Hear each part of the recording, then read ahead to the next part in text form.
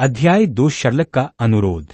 अधिकांश खिलाड़ियों की सुविधा के लिए गॉड्स डोमेन को सोते समय भी खेला जा सकता था, साथ ही खेल के अंदर का समय वास्तविक समय से अलग था, यानी खेल के अंदर के 2 घंटे वास्तविक समय के 1 घंटे के बराबर थे। खेल के भीतर प्रत्येक दिन 48 घंटे का होता था, जिसमें 30 घंटे दिन और 18 घंटे रात होती थी। इतना ही नहीं, कामकाजी वर्ग के अधिकांश लोगों को खेल का आनंद लेने देने के लिए वास्तव में रात का समय खेल में दिन के समय के बराबर था। भगवान के क्षेत्र में पहुंचते ही शी फेंग एक बहुरंगी सुरंग से गुजरा और एक भव्य स्वर्णिम मंदिर में पहुंचा। 4 जोड़ी पंखों वाली एक महिला देवदूत शी फेंग की ओर उड़ती हुई आई। वह लगभग हथेली के आकार की थी। नमस्कार, ईश्वर के क्षेत्र में आपका स्वागत है। मैं मार्गदर्शक देवदूत गैब्रियल हूं। मैं आपको 4 मुख्य श्रेणियां और 12 मुख्य कार्य बताऊंगा। कृपया वह कार्य चुनें जो आपको सबसे अधिक पसंद हो। गैब्रियल के छोटे हाथ के इशारे से 12 मुख्य नौकरियों को दर्शाने वाला एक चित्र शी फेंग के सामने प्रकट हो गया। इन 12 नौकरियों को 4 मुख्य श्रेणियों में वर्गीकृत किया गया था। योद्धा, शील्ड वॉरियर, गार्जियन नाइट बरसेकर, हथियार विशेषज्ञ, तलवारबाज, हत्यारा रेंजर, चिकित्सक, पादरी ड्रूड ओरेकल, मैग, एलिमेंटलिस्ट, समनर करसमेसर। योद्धा राक्षसों से बचाव में माहिर थे। हथियार विशेषज्ञ शारीरिक क्षति पहुंचाने पर ध्यान केंद्रित करते थे। उपचारक उपचार पर ध्यान केंद्रित करते थे। जादूगर जादुई क्षति पहुंचाने पर ध्यान केंद्रित करते थे। प्रत्येक वर्ग की अपनी युद्ध शैली थी, जो गॉड्स डोमेन की प्रमुख विशेषताओं में से एक थी। अपने पिछले जीवन में शी फेंग ने हथियार विशेषज्ञों के अंतर्गत तलवारबाज का पद संभाला था और उन्हें तलवार के जादूगर के रूप में भी जाना जाता था। शी फेंग ने तलवारबाज के पेशे में पहले ही बहुत निवेश कर दिया था, इसलिए स्वाभाविक रूप से वह कोई और पेशा नहीं चुनता। उसने बिना किसी झिझक के तलवारबाज वर्ग को चुना जिससे वह परिचित था। नौकरी का चयन पूरा हो गया है। कृपया अपने किरदार के लिए एक नाम चुनें। ये फेंग। शी फेंग ने वही नाम चुना जो उसने अपने पिछले जीवन में रखा था। नामकरण सफलतापूर्वक हो गया है। क्या आप अपनी दिखावट में बदलाव करना चाहते हैं? बदलाव की दर 15% तक सीमित है। कुछ देर सोचने के बाद शी फेंग ने अपने किरदार की दिखावट में 15% बदलाव करने का फैसला किया ताकि वह सबसे अलग न दिखे। इससे अगर कोई उसके किरदार को देखे तो उसे पहचानना मुश्किल हो जाएगा। हालांकि वह पहले वाले किरदार जितना आकर्षक नहीं था। कृपया तारा चंद्रमा साम्राज्य में जन्म स्थान का चयन करें। शी फेंग के सामने एक नक्शा प्रकट हुआ जिसमें स्टार मून किंगडम से संबंधित दर्जनों शहर दिखाए गए थे। ईश्वर के राज्य का उद्घाटन वैश्विक स्तर पर एक साथ हुआ था, करोड़ों खिलाड़ियों को समायोजित करने के लिए। ईश्वर के राज्य का क्षेत्रफल अविश्वसनीय रूप से विशाल था, जो पृथ्वी से 2 या 3 गुना बड़ा था, और इसके भीतर स्थित राज्य तो और भी अधिक संख्या में थे। हालांकि वास्तव में खिलाड़ी का निवास क्षेत्र और शहर ही यह निर्धारित करता था कि वे किस देश में खेल शुरू करेंगे। इसलिए खिलाड़ी केवल उसी देश के भीतर स्थित शहरों का चयन कर सकते थे। White river city. She Feng ने किसी अन्य शहर को चुनने की योजना नहीं बनाई थी, इसलिए उन्होंने व्हाइट रिवर सिटी को चुना जिससे वे सबसे अधिक परिचित थे। White river city star moon kingdom का 5वां सबसे महत्वपूर्ण शहर था। यह स्टार मून किंगडम के उत्तर में स्थित एक महत्वपूर्ण शहर था। कई कार्यशालाओं ने बड़े गिल्डों के बीच होने वाले संघर्षों से बचने के लिए यहां विकास करना चुना था। शहर की पुष्टि हो गई है। खिलाड़ी 3 सेकंड में व्हाइट रिवर सिटी के रेड लीफ टाउन में पहुंच जाएगा। आपको गेमिंग का आनंद मिले। शी फेंग को जब वहां से भेजा गया तो उसके सामने का दृश्य तुरंत धुंधला हो गया। रेड लीफ टाउन में अव्यवस्थित ढंग से बनी इमारतों की शैली मध्ययुगीन काल से मिलती जुलती थी। हलचल भरी सड़कों पर कई एनपीसी मौजूद थे, जिससे ऐसा लगता था मानो यह कोई दूसरी ही दुनिया हो। शी फेंग एक गिरजाघर के सामने पहुंचा। उसका नया रूप एक निर्धन तलवारबाज जैसा लग रहा था। उसने फिलहाल भूरे रंग का चमड़े का कवच पहन रखा था और कमर पर एक शुरुआती तलवार लटकी हुई थी। अंततः मैं रेड लीफ टाउन में ही पहुंच गया। शी फेंग ने उस छोटे से कस्बे के परिचित दृश्य को देखते हुए हल्की सी मुस्कान बिखेरी और उसके भीतर आत्मविश्वास उमड़ आया। उस समय कई खिलाड़ी किसी मिशन के लिए सुराग पाने की उम्मीद में कस्बे में इधर-उधर भटक रहे थे और अन्य पात्रों से बात कर रहे थे। कुछ खिलाड़ी गांव से बाहर निकलकर जंगल में राक्षसों को मारने भी गए थे। हर कोई अपने काम को ऐसे अंजाम दे रहा था मानो उनकी जान उसी पर निर्भर हो, और वे यही चाह रहे थे कि काश वे अपना समय दो हिस्सों में बांट पाते। शी फेंग ने अन्य खिलाड़ियों पर ध्यान नहीं दिया। उसने हल्के से हाथ हिलाया और उंगली से छुआ और उसके सामने एक खिलाड़ी का एट्रीब्यूट पैनल प्रकट हो गया। पात्र, ये फेंग मानव, संबद्ध राज्य तारा चंद्रमा, शीर्षक कोई नहीं, पद तलवारबाज, स्तर 0, HP 100/100, शारीरिक आक्रमण शक्ति 13, रक्षा 4, आक्रमण गति 3, गति 4, विशेषताएं शक्ति 5, चपलता 3, सहन शक्ति 4, बुद्धिमत्ता 2, जीवन शक्ति 2। निःशुल्क विशेषता अंक 4, हथियार में महारत, एक हाथ से तलवार चलाने की महारत +5, शिक्षार्थी रैंक, एक हाथ से तलवार चलाने की क्षति में 5% की वृद्धि, दोधारी तलवार की महारत +5, शिक्षार्थी रैंक, दोधारी तलवार से होने वाले नुकसान को 5% तक बढ़ाता है। निःशुल्क मास्टरी पॉइंट्स 0, नौकरी के लिए उपयुक्त प्रतिभा, तलवारबाज प्रतिभा 1, तलवार से संबंधित निपुणता +5, स्वॉर्ड्समैन टैलेंट 2, हर 5 लेवल पर 8 मुफ्त मास्टरी पॉइंट प्राप्त करें। स्वॉर्ड्समैन टैलेंट 3, तलवार से संबंधित कौशल में दक्षता 50% बढ़ जाती है। कौशल काटना सक्रिय कौशल आवश्यकता, तलवार अतिरिक्त 8 अंक का नुकसान, कूलडाउन 5 सेकंड, कौशल स्तर 1, दक्षता 0/300।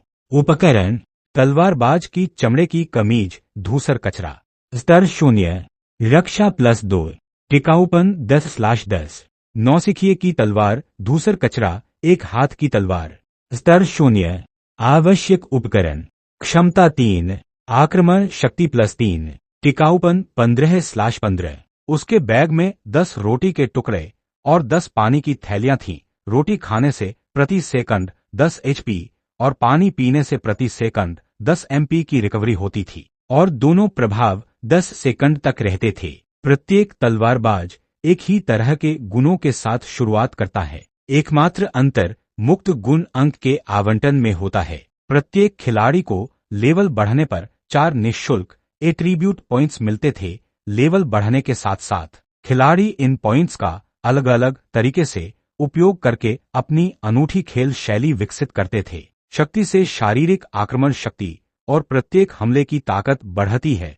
चपलता से आक्रमण गति और चलने की गति बढ़ती है। सहन शक्ति से अधिकतम HP और स्टेमिना बढ़ता है। बुद्धिमत्ता से जादुई आक्रमण शक्ति और अधिकतम MP बढ़ता है और जीवन शक्ति से MP और HP की रिकवरी दर बढ़ती है। प्रत्येक जॉब अलग अलग विशेषताओं पर जोर देती है। तलवारबाज शारीरिक क्षति पहुंचाने वाले वर्गों में आते हैं, इसलिए अधिकतर लोग शक्ति को प्राथमिकता देते हैं। अपने पिछले जीवन में शी फेंग ने भी यही विकल्प चुना था और प्रत्येक स्तर पर शक्ति में 2 अंक, सहन शक्ति में 1 अंक और चपलता में 1 अंक जोड़ता था। यह एक बहुत ही सामान्य और प्रचलित विकल्प था। हालांकि शी फेंग ने इस जीवन में ऐसा करने की योजना नहीं बनाई थी। बिना किसी झिझक के शी फेंग ने एजिलिटी के लिए प्लस चिन्ह प्लस पर क्लिक किया और अपने सभी 4 फ्री एट्रीब्यूट पॉइंट्स उसमें डाल दिए। शी फेंग की एजिलिटी बढ़कर 7 पॉइंट्स हो गई। उसकी अटैक स्पीड 4 और मूवमेंट स्पीड 4 हो गई। पॉइंट आवंटन की यह विधि ऐसी थी जिसे उच्च चपलता के लिए मशहूर हत्यारे भी नहीं अपनाते थे। वे सबसे पहले ताकत को प्राथमिकता देते थे क्योंकि अधिक क्षति का अर्थ था लेवल अप करने में आसानी। दुर्भाग्यवश शी फेंग ऐसा नहीं सोचता था। हाथापाई वाले जॉब्स के लिए गॉड्स डोमेन के शुरुआती चरणों में एजिलिटी सबसे अच्छा विकल्प था। इसे गुप्त रखा गया था और गॉड्स डोमेन के खुलने के कई हफ्तों बाद ही इसका पता चला। जब आखिरकार इसका खुलासा हुआ तो अनगिनत हाथापाई करने वाले खिलाड़ी पछतावे से अपनी छाती पीटने से खुद को रोक नहीं पाए। एट्रीब्यूट पॉइंट्स जोड़ने के बाद शी फेंग ने अपने आसपास के वातावरण पर एक नजर डाली। कुछ ही समय बीता था कि खिलाड़ियों का एक और बड़ा समूह यहां आ गया। खिलाड़ियों के हरे रंग के समचतुर्भुज जैसे चिन्हों से केंद्रीय चौक भर गया, जिससे एनपीसी के पीले चिन्ह छिप गए। ऐसी स्थिति में एनपीसी को ढूंढना और भी मुश्किल हो गया। दे शीफेंग के फोन की घंटी बजी। कॉलर का नाम ब्लैक क्लाउड दिख रहा था। ब्लैकी कॉल कर रहा था। भाई फेंग, मैंने करसमेसर चुना और मुझे फॉलिंग मून टाउन भेजा गया। आप कहाँ हैं? अब जब वह गॉड्स डोमेन में प्रवेश कर चुका था, ब्लैकी बेहद उत्साहित था और अपनी यात्रा जल्दी शुरू करने के लिए बेताब था। मैं रेड लीफ टाउन में हूँ। फॉलिंग मून टाउन से ज्यादा दूर नहीं। मैं तुम्हें लेवल बढ़ाने में मदद करूंगा, इसलिए रेड लीफ टाउन आ जाओ, शीफेंग ने कहा। भाई फेंग, तुम पागल हो गए हो क्या? तुम्हें पता है कि falling moon town red leaf village से कितनी दूर है? नक्शे के हिसाब से तो वहां पहुंचने में 7 घंटे लगेंगे। अगर मैं वहां गया तो बाकी सभी खिलाड़ियों से बहुत पीछे रह जाऊंगा। हमें खुद ही लेवल बढ़ाना चाहिए और लेवल 10 पर पहुंचने के बाद व्हाइट रिवर सिटी में मिलना चाहिए। ब्लैकी गुस्से से लगभग खून उगलने लगा। 10 दिनों में 16,000 क्रेडिट कमाना तो पागलपन ही था। गॉड्स डोमेन में प्रवेश करने के बाद तेजी से लेवल बढ़ाने के बजाय उसे 7 घंटे बर्बाद करने को कहा जा रहा था।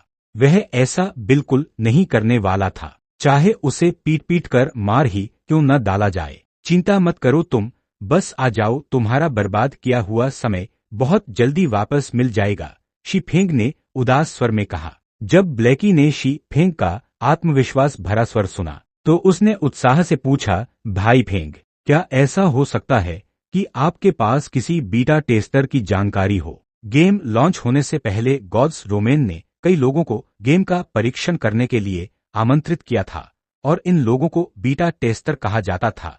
इन बीटा टेस्टरों को गॉड्स डोमेन के बारे में प्रत्यक्ष जानकारी मिलती थी और हालांकि गेम में बदलाव किए जाते थे, फिर भी बीटा टेस्टर नियमित खिलाड़ियों की तुलना में निश्चित रूप से अधिक जानते थे।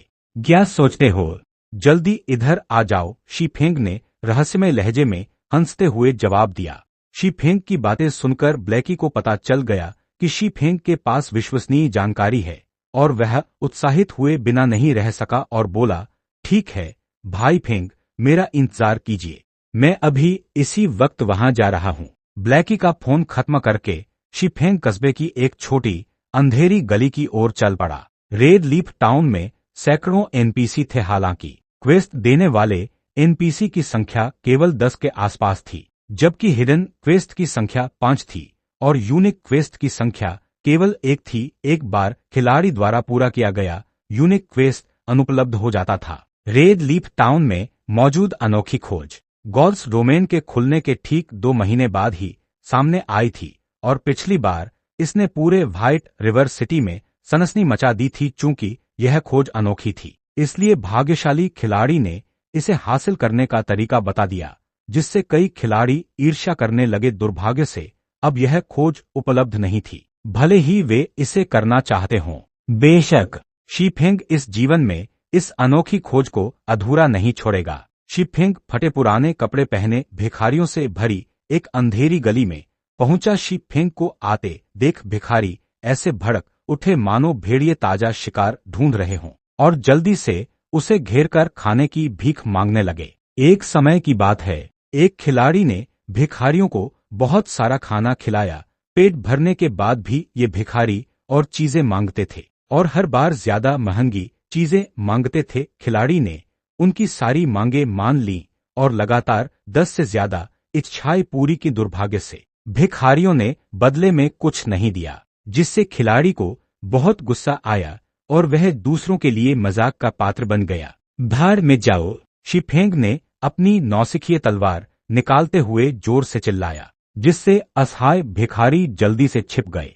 भिखारियों के चले जाने के बाद शीफेंग एक कोने में गया। वहां एक अधेड़ उम्र का बेघर आदमी लेटा हुआ था। उस आदमी और बाकी भिखारियों में कोई खास अंतर नहीं था, लेकिन अगर कोई अंतर था तो वह था उस आदमी की अटूट ईमानदारी, क्योंकि वह अकेला ऐसा व्यक्ति था जो भोजन के लिए भीख नहीं मांग रहा था। क्या आपको किसी मदद की जरूरत है, महोदय? शीफेंग ने औपचारिक रूप से उस व्यक्ति से पूछा। क्या आप मुझे कुछ खाना दे सकते हैं? मैंने 5 दिन से कुछ नहीं खाया है, पुरुष भिखारी ने जवाब दिया। शी फेंग ने हल्की सी मुस्कान के साथ गंभीरता से कहा, दुर्भाग्यवश महोदय, मैं आपकी इच्छा से सहमत नहीं हो सकता। अगर कोई सामान्य व्यक्ति ऐसा जवाब सुनता तो शायद गुस्से से खून उगल देता, लेकिन इस भिखारी ने सिर्फ एक आह भरी और एक शब्द भी नहीं बोला। हालांकि अगर आप उचित कीमत चुकाने को तैयार हैं तो मैं आपको आपकी जरूरत का खाना दे सकता हूं, शी फेंग ने कहा। भिखारी ने अपना सिर उठाया और शी फेंग की ओर देखा। उसकी आंखों में आशा की झलक थी और उसने कहा, अगर मेरे पास पैसे होते तो मैं यह कीमत जरूर चुका देता, लेकिन अभी मेरे पास कुछ नहीं है। हालांकि अगर आप मेरी मदद करने को तैयार हैं तो मैं आपको उचित कीमत चुका दूंगा। क्या आप मेरी मदद करने को तैयार हैं? क्या मैं पूछ सकता हूं कि आप मुझसे क्या करवाना चाहते हैं? शी फेंग ने पूछा। भिखारी ने गंभीरता से कहा, कृपया रेड लीफ टाउन के मेयर क्रॉस को मारने में मेरी मदद करें। रेड लीफ टाउन एक छोटा सा कस्बा था, फिर भी वहां का मेयर लेवल 15 का एलीट योद्धा था। उसके साथ लेवल 25 के गार्ड भी तैनात थे। इसके अलावा किसी भी एनपीसी को मारने पर गिरफ्तारी हो जाती थी। मेयर को मारना निस्संदेह एक पागलपन भरा काम था और कोई भी खिलाड़ी इसे कोई मिशन नहीं मानता था, क्योंकि यह खिलाड़ियों को आत्महत्या करने के लिए कहने जैसा ही था। कोई भी ऐसी घिनौनी विनती नहीं मानता। ठीक है, मैं वादा करता हूं, शी फेंग ने बिना किसी झिझक के मुस्कुराते हुए सहमति जताई। विस्डम शर्लक का अनुरोध नामक विशिष्ट खोज स्वीकार कर ली गई है। मिशन का विवरण, रेड लीफ टाउन के मेयर क्रॉस को मारे और मेयर का प्रतीक चिन्ह शर्लक के पास वापस लाए। खिलाड़ियों का स्तर 10 से अधिक नहीं होना चाहिए। क्वेस्ट मिलने के बाद शी फेंग मुर्दा और टाउन हॉल की ओर चल पड़ा, जहां मेयर ठहरे हुए थे।